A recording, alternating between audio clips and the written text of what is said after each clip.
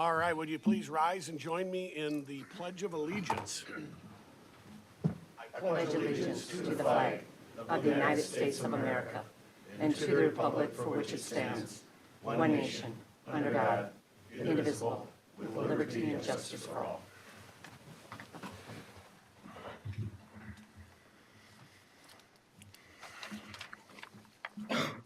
All right, well, thank you. I do not see anyone in our audience today, our short meeting today for public comments. So can I get a motion for an agenda review and adoption? So moved, Mr. Chair.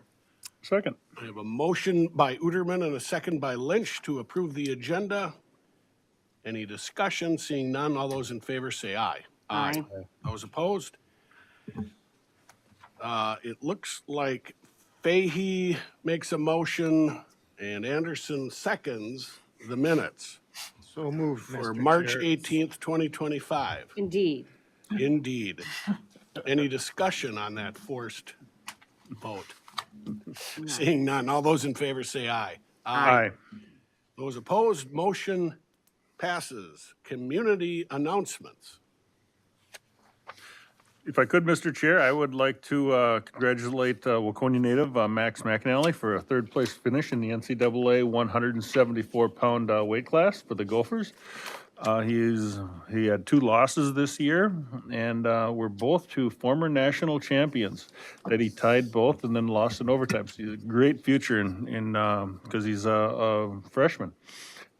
He's a freshman at the U, and he's a great future ahead of him, so really looking forward to that. And then only that, continue on to St. Joe's Fish Fry. They have them every Friday during Lent, and they are wonderful from 4 to 7 at St. Joe's at the school in Waconia. Commissioner Lynch, what happened to Mr. Gabe Stevenson? He had teched and pinned everyone all the way up to, and that's the heavyweight wrestler from the Gophers, and then he overlooked an individual and actually got tired out and lost 5-4 in the finals. If they ever wrestle again, he won't overlook him and he'll never lose again. The only other time he'd wrestled him, the individual from Oklahoma State, he had teched him. So, but he did lose 5-4, and if they wrestle again going for the Olympics, I believe that Gable Stevenson will win. I think he has a good future. You didn't need me to say that. Commissioner Fahey? Thank you, Mr. Chair. I had the opportunity to attend the AMC Leadership Conference up in Brainerd last week. I learned a few things and a few takeaways that will probably help me as we move into our strategic planning and budget process. One of the first ones was to show up consistently. Do you own the day, or does the day own you? Learn to build peak performance routines by utilizing the vital 4%. And this strategy boosts productivity and is one of the best ways to ensure more high-quality days. The other one is to communicate effectively. The next level of influence and leadership is not what you say, it's how you say it. Mm-hmm. Discover the type, the timing, the tone, and the body language that expert communicators use to delegate with empowerment, deal with difficult people, and to foster a psychology-safe place for others to thrive. So those were very enlightening. And then also the guest speaker was Scott Welly. Excuse me. Outperformers are not born, they're made. We all have the capacity to raise our game, said Mr. Welly. And in his bio, he states that for fun, he's been doing multiple Ironman triathlons. And so it's always a great feeling to be motivated by a fellow Ironman triathlete. So I really enjoyed those couple of days up in Brainerd. And then Commissioner Anderson and I had the pleasure to sit down with Mayor Courtney Johnson from the city of Carver to discuss a couple of things. One was the growth. The Met Council population estimate is 14,900 by 2050. Future development, commercial, residential, or commercial/industrial development, residential development. The the design Carver, their 2040 comp plan. We talked about long-term financial management plan that they have. They're in their second one of a 10-year plan. And then strategic action planning, what was coming soon and an update. And just a shout out to the City of Carver's team, Aaron Smith, Brent Merrick, the City Council, the Mayor, Aaron Schmidt from Bolton Mink. Just in reviewing their comp plan, the dedication, the planning process, the time, the effort that goes unnoticed, but it is appreciated and recognized and is definitely paying off for the City of Carver. Keep doing what you are good at, the economic development piece, the strategic planning, the comprehensive plans and maps. Your hard work has paid off in the past, and it is paying off currently and is setting the foundation for the future of the city of Carver and Carver County.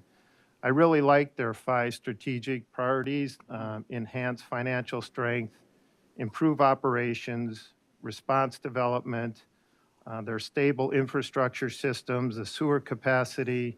The city is connected to the Met Council wastewater collection and treatment system. They did that in 2010 and has the capacity to support their current needs in the master plan growth areas. And then also the focused communication is one of their strategic priorities. And the mission with the City of Carver, with a foundation of community, integrity, and stewardship, we are committed to serving current and future residents, businesses, and organizations in the City of Carver. So I really thanked Mayor Johnson to sit down with us, and it was a great meeting. That's all I have, Mr. Chair. Okay, thank you. Do you want to weigh in on Gabe Stevenson? I watched that match. I was totally shocked like everyone else. Commissioner Uterman? I got my tax statement in the mail, as everybody else did, property tax statement, and as I do every year, I put the percentage increases and decreases and take a look at it from a pragmatic standpoint. Actually, I've talked to a handful of lawmakers to see if we could change the format so that it shows very transparently. So I live in a house that is the average size house in Carver County or within that range. Property taxes or property value went up 0.8%. If I looked at my overall taxes just for this parcel, it went up 2.8%. And then if I did the math for the county line went up 3.1%. If I look at the school district line, actually went down close to 2%. In fact, the voter-approved levy went down 8.7% on my home year over year. The part that was a little bit concerning was the city line. The city line on mine went up 8.6% year over year. And I know that that's on the heels of a 5-year projection that you'll see double-digit tax increases levy year over year. How that fell down to my taxes, it went up 8.6%. Also, I've long had property in other communities, and one is in Hennepin County. My property valuation there went up 7.7%, but they have yet to set out the tax statement as to what we can expect for taxes. And then I have a property in Iowa as well. And what's interesting about the Iowa property is they actually show tax rates. And so they show current tax rate for the city, for the county, for the school district, and in all accounts, the property tax rate went down year over year. And I wouldn't exactly say Cedar Rapids is a hotbed for growth. And so I share that to say, I've had conversations with a lot of folks and look at the growth and the trajectory of Carver County. We are the fastest growing county in the state. If we look at our budget book that's coming out, you'll notice that our 65-plus age range is growing exponentially in Carver County. Some of that's tied to affordability or lack of affordability in Carver County. And you'll notice the up to 18 or under 18 demographic is plummeting in Carver County. And so some of the concerns that I have as I move forward is how does our community look as we're planning 2020, 2050, as Commissioner Fahey said, as we're moving into our strategic direction. And so great times ahead, a lot of energy and enthusiasm coming into those conversations this week and next. Spent a good amount of time yesterday simply driving around our community, mostly in the district that I represent. But I saw at least 5 major projects where they flipped the signs on yesterday to start their building and construction. And I met with a number of residents and stakeholders within the area to say, have you been communicated well? And almost unequivocally, people are upset because there's all these projects as we can anticipate. But everybody said that communication has been great. Maybe you could do this differently, and you talk through some of those different things. And so I just wanted to applaud Lyndon. I know about 5 years ago when I first got elected, one of the first things I did is I jumped in a truck with Lyndon, and we went to 82nd Street, which is the road south of the Arboretum. And at that time, everybody was pointing at Chaska for this road not being done, because there was a $10 million gap, and darn it, Chaska's the one that's got all the things to do there. The Arboretum can't contribute to it because of their tax status. Victoria's the one that probably stands the most to gain from it, and a quarter of half of the road is in their area. But it was a $10 million problem. And I said, well, why don't we get with the state lawmakers and try and figure this out? And so to former Rep. Bo's credit, he authored a bill. To the credit of current Rep. Rame and Senator Coleman, they carried that bill over the top. And this week, they're starting on the work on 82nd Street. And I'm like, wow, this is pretty cool. It's going to cause a lot of disturbances. Some people that live on the road aren't going to like it. There's going to be a lot of cars that go through there. But 6,000 to 8,000 people will travel through that road, many of them school-aged children and their families, to get safer and better roads to school. And so I just wanted to elevate that, because there's hundreds of meetings that go into those things. Hundreds of conversations, hundreds of Facebook posts and conversations. And these are 5 examples within our county that are happening right now where those meetings actually led to results that are going to benefit the community and the county for a good time to go. Last thing I wanted to say is I was watching a clip that was circulating, and it was somebody that was leading the equivalent of the HHS at the federal level. Heather, I'm looking at you. I don't remember what the guy's name is. But the quote that he said was, the federal government has 700 HHS systems and 27 CIOs that run it. That's crazy. 700 different systems and 27 CIOs. And so I quick sent a text and was wondering, what does that look like? And it's not a whole lot different at the state level. And we've been talking about it for 20 plus years. We've got some DOS-based systems that date back to the 80s. Many of our employees are spending 75% of their time inputting things and not dealing directly with the care of our people. It's not our own fault. And so I met with a company recently that has technology that can address that. They're using AI, they're using information and technology that can connect with people that may not look like the people that are in this room to get better results and better care and solution-based focus. And so I'll meet with them again in a couple weeks. I'll probably bring a couple folks with me to say, can we plug this in to be part of this solution for something we've been talking about for so very long, about how broken the system is, how inefficient it is, at a time when the federal government and the state government says we need solutions, maybe we can be that solution. So super encouraged by those conversations. If anybody's interested, I'm happy to share more. Thanks. Great. Thank you. No commentary on Gopher Wrestling for Mooderman? I think that Gopher wrestlers and other wrestlers make really good employees, so maybe we should encourage Max and what's the guy's name, Gabe? I see somebody in the back of the audience, her kid wrestles a lot too. Wrestlers make really good employees, so maybe we could invite Max to come back and consider a role with the county. Thanks. Never met a bad wrestler. Commissioner Anderson? All right, no comment on wrestling. I was a former wrestling teacher, or cheerleader, but that Way to get ahead of I the put a pass. question. Yeah, it's past me now. Commissioner Workman and I were able to review the progress on the off-leash dog park at Minnewaska Regional Park. This is one of the most highly used facilities in our park system. It's closed at the moment due to some maintenance and taking care of some ash trees. And like your own home, sometimes you just have to bite the bullet and take the time and money to address these things. So this facility will reopen on April 12th. If you have a well-behaved dog that gets along with other dogs, I encourage you to check it out. I was also able to attend the ribbon cutting for the CAP Agency's office in downtown Chaska. The CAP Agency assists and empowers individuals and families to achieve social and economic well-being in partnership with our community. I'm honored to serve on the board of the CAP Agency as the liaison for Carver County, and wanted to encourage you to attend the community fundraiser, which is happening on April 10th, 6 p.m. at the Chaska Event Center. You can purchase your tickets online. And as Commissioner Fahey mentioned, he and I were able to meet with Carver's Mayor, Courtney Johnson. She shared the future plans of Carver, the city of Carver, as everyone said, one of the fastest growing cities in our county. As you know, cities are responsible for both housing and economic development, and our role is to come alongside and provide support and infrastructure as necessary. Growth is an interesting dance between too fast and too slow. I often say that local government is a team sport, and it reminds me of one of the very first courses that I took in leadership umpteen years ago when I was in graduate school, and it really talked about the importance of followership, because following is too often the harder task. So, after meeting with Mayor Johnson, seeing her plans at Carver County, knowing the talented staff and passionate city council, I'm more than confident in following her lead. And that's the end of my report. Thank you very much. That's right, you weren't going to make a comment.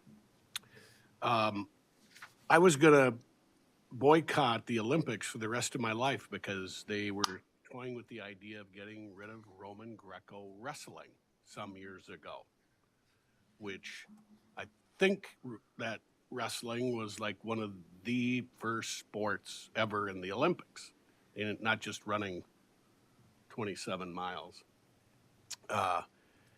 But anyway, it sounds like everybody was busy last week. I didn't do anything last week, and in Chanhassen we call that diddly squat. I didn't do anything like you guys. I We attend. checked out the tree park. We checked out the. Pardon me? We checked out the dog park. We did. The best park, and Commissioner Fahey's still gonna get me out on fatty bikes out to Baylor, so I can see a little of that. I think we're around the corner from the good weather.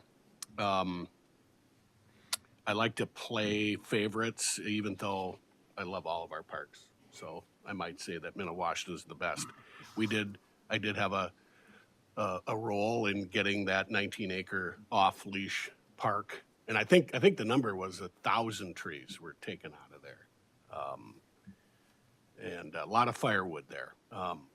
But that was a lovely hour walk in the woods. And the only other thing I have to say is longtime resident Kurt Robinson passed away last week. He, a huge lion with all of us. I took over the highway cleanup from him. They haven't been cleaned since, really, for lack of good leadership.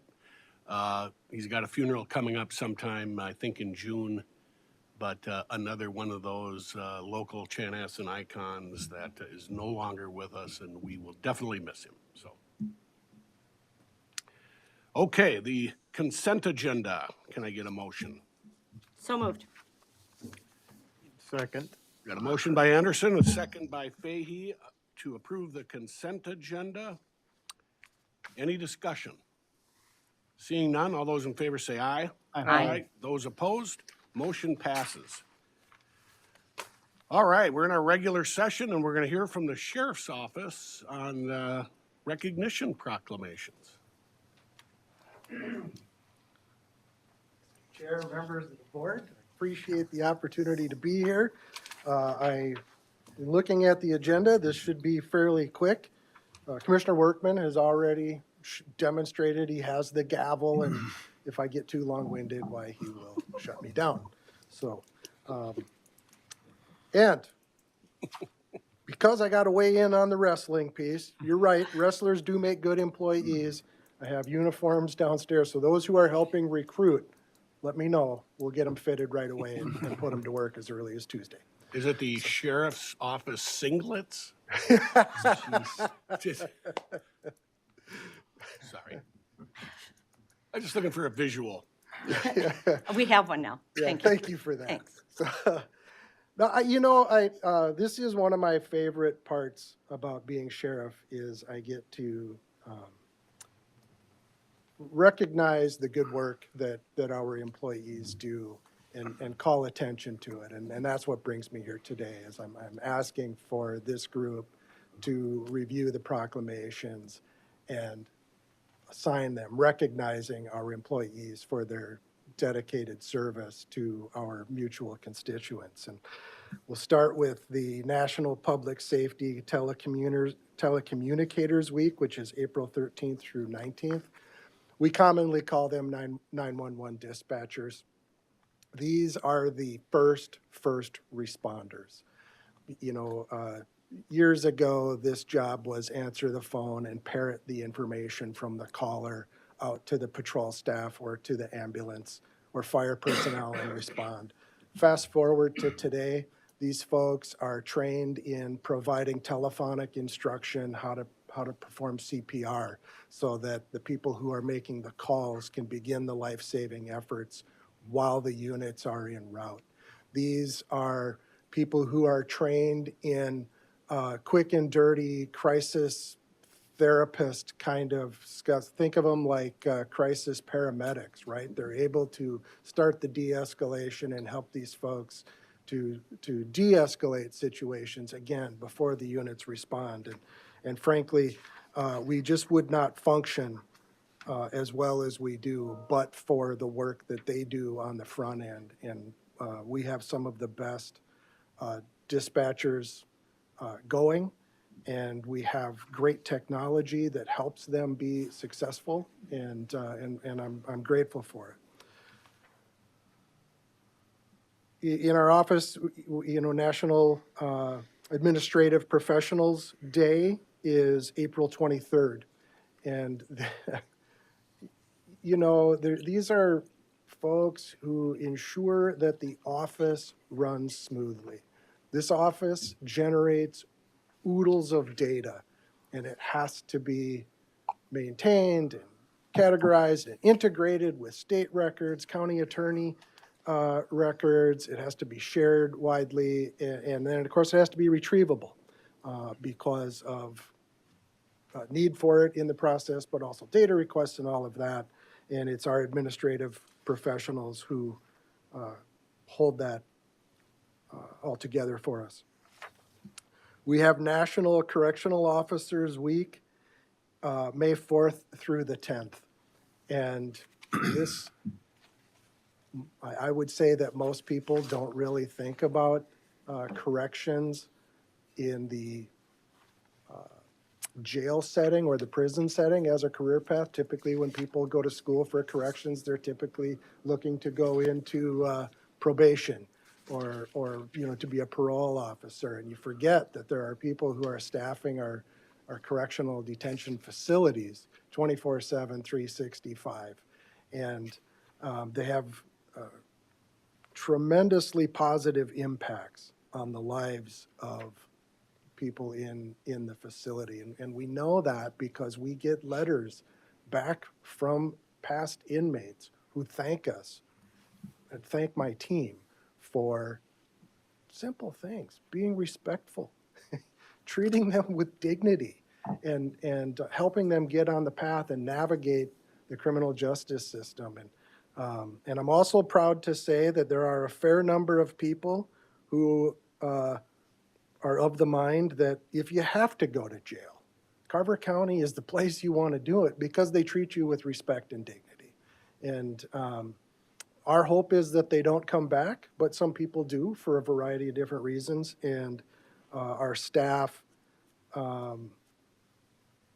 make it a tolerable thing for them, but they also keep them secure in our facility, which helps with the public safety piece. And along with that, when those people are in our care and custody, there's a fair number of medical issues that present themselves because when they're on the outside of the facility, they are often self-medicating.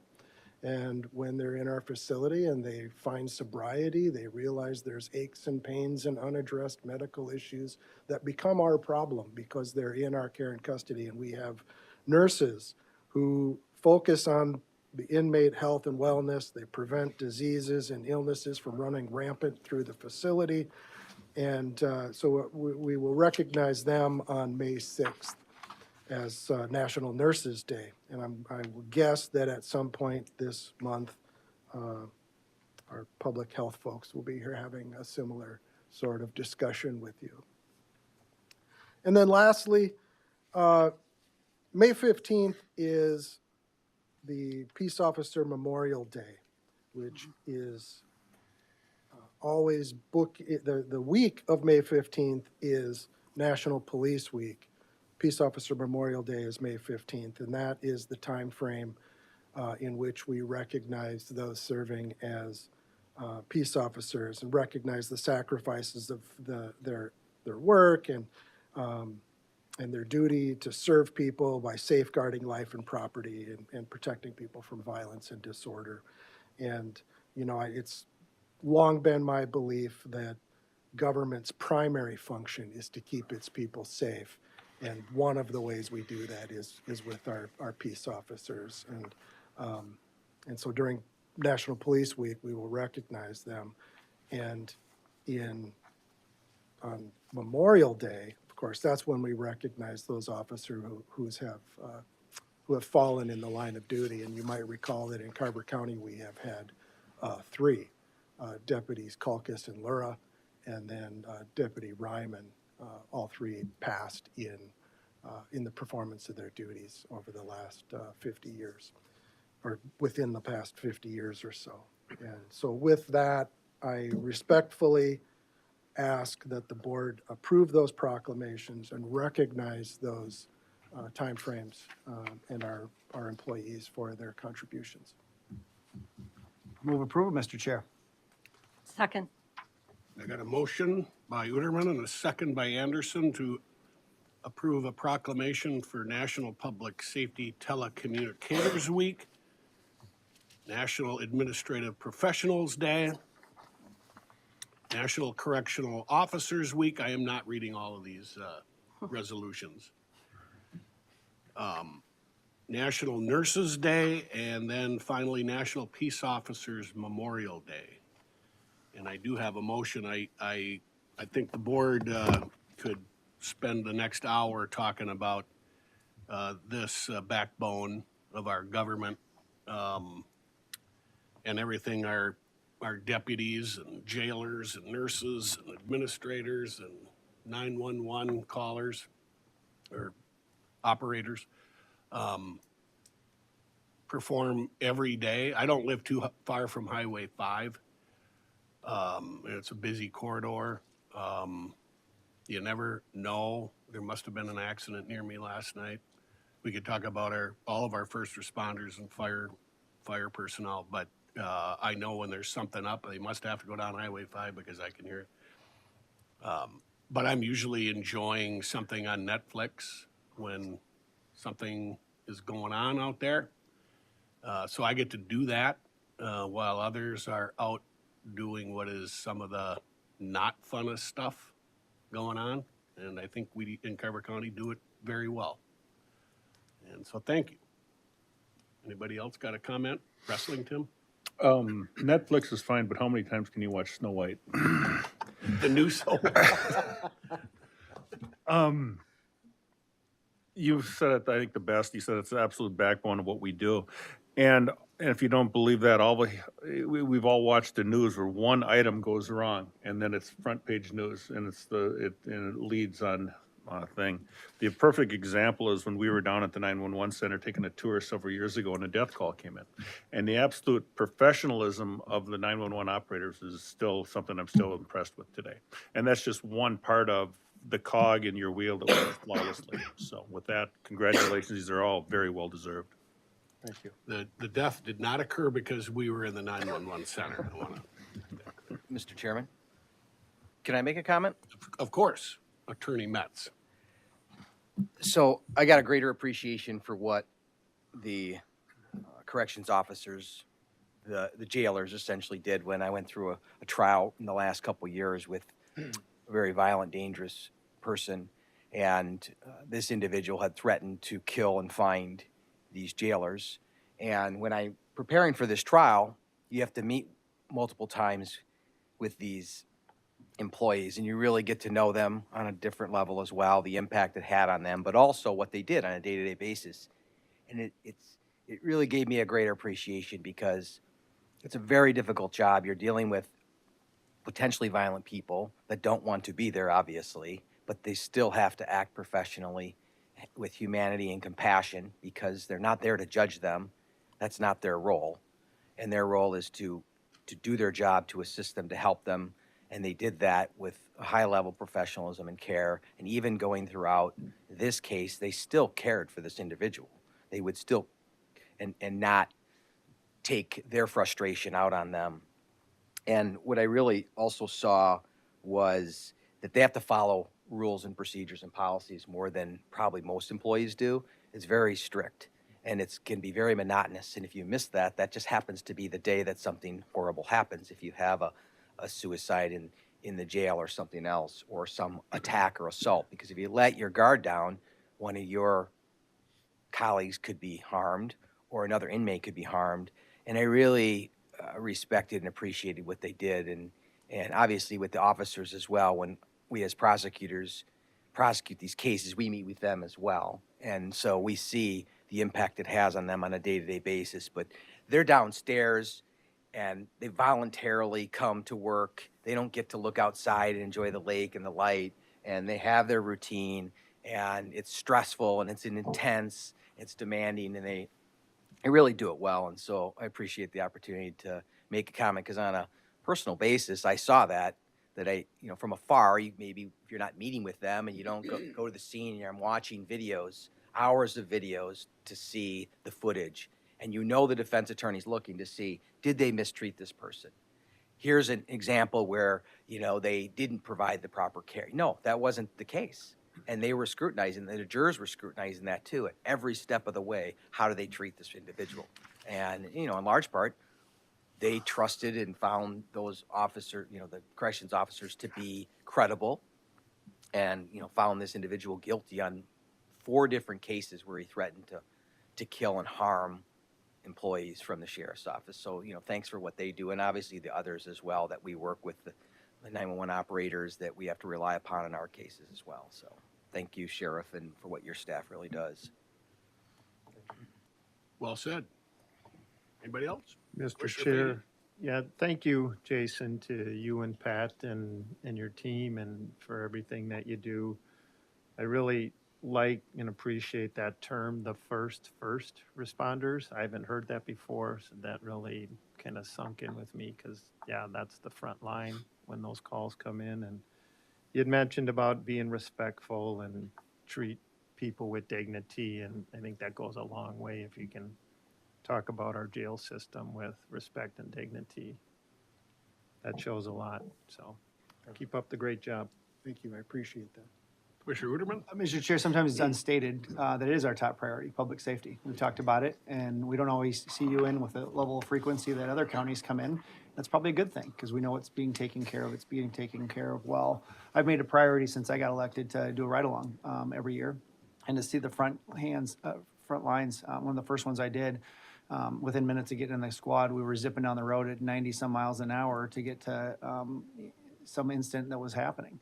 And just to look at the individual, their heart rate going up and down, and how this profession is not just show up and have donuts and coffee like the media may portray it. It's not just social justice things. It's real things that we probably never see the truth of in a lot of different ways. I also think that you being here is a representation. You don't have to be here. You don't have to do this, and you do it every year because it's a priority. But there's some things in your leadership that have trickled down to that team that show beyond the statements of in these proclamations, that you listen and do things and don't need the fanfare. So I just wanted to call off a few of these. And if your staff's listening, these are things that you did on their behalf that take a lot of work. You made a priority for mental health to not just talk about it, but do something about it. Check up from the neck up is something that I've admired, and I think it's a big deal for the organization, that sometimes it's taken for granted after you do it year over year. There was adjustments that you came and fought for your team when it came to the financial side of things, when we felt like the state that law enforcement was in, it was needed and earned benefits. Your staff and others have shared that the gap between maybe what we have for benefits and others, that was an area that was hard to recruit and retain. And these young families, they're putting their loved one in the line of duty. You addressed those, you brought those forward. Even simple things like updating their badges to reflect, so that we're not the last guy on the block. you've initiated in your team community equivalent of a touch a truck program. You don't need to do that, but you do it because you want to connect with the community because you know the community demands it and wants you to be there. I know personally that I've had a chance to connect with you and your staff on people that have had concerns that are willing to actually tackle it with a solution, not just pop it on media or talk about the rhetoric, but actually meet with.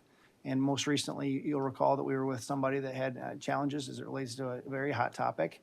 And there was a delta between perceptions and reality, and we closed that gap through relationship. You didn't need to be there. You didn't need to bring your team. And so I just wanted to comment on a personal level on that, that you not only do that locally, but you do it at the state level, right? You lend some of your time and energies to keep an eye on the pulse, and you don't get it right every time. But by and large, I think I'd like to echo what Commissioner Fahey, Attorney Metz, Commissioner Workman have said. Like, we do it pretty well here, and I think people can learn a lot of what's going on in Carver County. So thanks for your service and thanks for your team's service. Thank you. I appreciate all your kind words. Commissioner Anderson? We don't always need to have you go last. It's all good. I'm fine with that. Sheriff Cameron, thanks so much for being here, and I think these are more than just important proclamations, and I think that these is an opportunity for the community to really understand the sacrifices being made. And my son served in Afghanistan with a Fargo police officer that once he came back, he was gunned down, Jake Wallen. And Sorry to hear and that. the sacrifices that you make, that could happen any day. And that's not lost on me. That the day in and day out risk that the people on your team, our deputies make, is not lost on me. So thank you for the work you do from the bottom of my heart, and for keeping our community safe, because it truly is one of our top priorities. So thank you. Thank you, Commissioner. Okay. Anything else, Sheriff? Feel like Pretty that's strong enough for stuff. today? Hmm? That's enough for today? Okay, I have a motion and a second on these great proclamations. Any further discussion? Seeing none, all those in favor say aye. Aye. Those opposed, motion passes. Thank you very much, Thank you. Sheriff. Great to see you. I still owe you lunch. Get it on the calendar. Will do. With that, we're going to have a county administrative. Did you only offer to buy him lunch because he's elected and you can't buy him lunch? Well, I can buy them. Well, I know the lobbyist laws. Mr. Hemsey. Yeah, Mr. Chair, board members, just a couple calendar notes. You should have seen these come through electronically, just to keep things straight. Of course, the groundbreaking for this afternoon is canceled, unfortunately, due to weather. However, the project will go on. It's more important, right? So we'll reschedule that. We weren't able to do that quickly. We wanted to get Chan and Victoria to attend, and we weren't able to do that in a short period of time. So we'll get it rescheduled within the next few weeks. Mayor McMillan from Victoria was delighted that it was canceled. She didn't think she would be happy. Yeah, today. I think we've all been at groundbreakings where you're freezing and, yeah. So, yeah, they'll save a couple of shovels full of dirt, I'm sure. So we'll get that done. And again, I agree, Commissioner Rudum and others, what a great project. And boy, you could write a case study on that one alone and how difficult it is to get these things up and running and off the ground. But good work by the variety of players. And then this Thursday, you should have received notices too on your one-on-ones with Dave Unmacht, right? If not, make sure you connect with Krista here. And also connect with Krista. It'd be really nice if everybody could get your schedules to her. I know some of you do, some don't to certain degrees, but it's really helpful when we're doing scheduling. So the more you can connect with her, the better. And finally, into June, the summer months, due to commissioner schedules, we proposed, and I think we did send calendar invites too on this, canceling June 17th and instead moving that to June 24th. And just so you're not confused by the word special session, it's really a regular meeting. However, it wasn't on the calendar at the beginning of the year, so there's under law a different term, special session. So that meeting again was moved to June 24th. We'll couple that with the work session.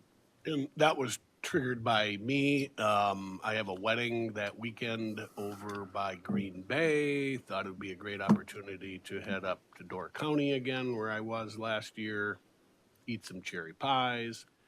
And then I had a discussion maybe about that. Somehow it came up with Commissioner Anderson. She said, I got a problem then too. So if you want to fight me over that date, I didn't know if anybody else had a problem, or I think we're already having the meeting on the 24th anyway. So, but it would be a gap. So just so you know why. Thank you. My mother is over 90, and I make it a point to spend her birthday with her, and it's that week. So I appreciate it. Enough said I on would have, that. I would have left after the meeting, but this way I can spend more time with her. Thank you. Yep, very good. That's it, Mr. Chair. Thank you. Okay.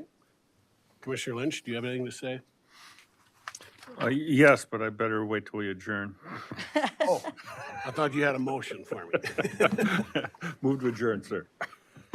I have a motion by Commissioner Lynch and a second by Commissioner Anderson to adjourn this great meeting. Any discussion? Seeing none, all those in favor say aye. Aye. Those opposed, motion passes. We are adjourned.